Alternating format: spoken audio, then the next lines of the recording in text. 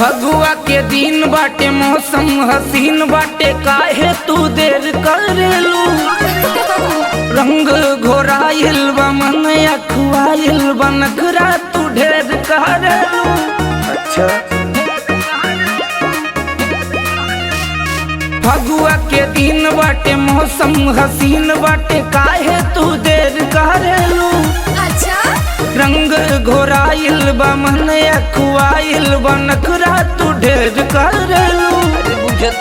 सट जनी भिरिया लेके अबिरिया पड़ जाई झलका।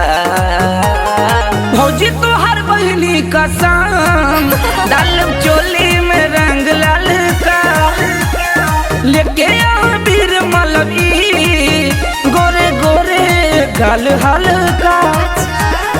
भौजी तोहर बहिनी कसम डालब चोली में रंग लाल का।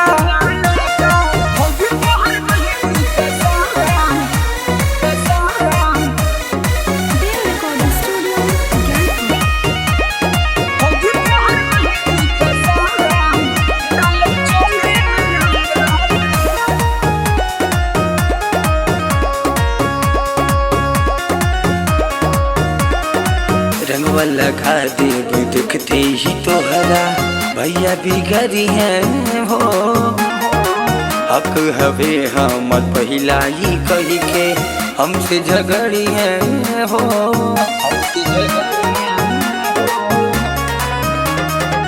भांग के बर्फी देखते ही भौजी लगे सिहरी है हो।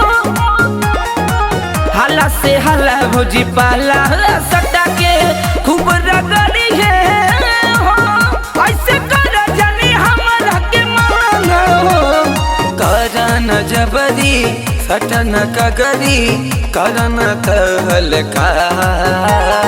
भौजी तोहर बहिनी कसम डालब चोली में रंग लाल का लेके अबीर मलबी गोरे गोरे गाल हल्का।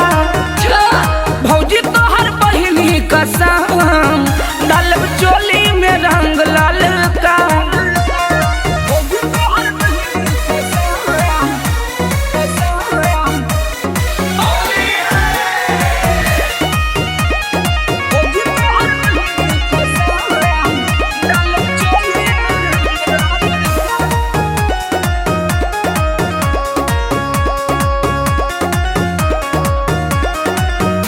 सतावे तार देवरू तू जब से लागल बा फगुआ हो। शिव खास साथे सुन ये कुंदन भैले मुँह लगुआ हो।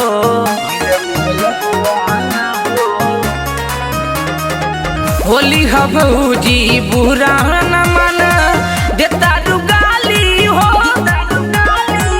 करीनी हो राया के रंग लगवाला सुना नहाली हो। बदमान तू भौजी हमारा हो। बड़ी परेशानी ई कहतानी डालन रंग नयका।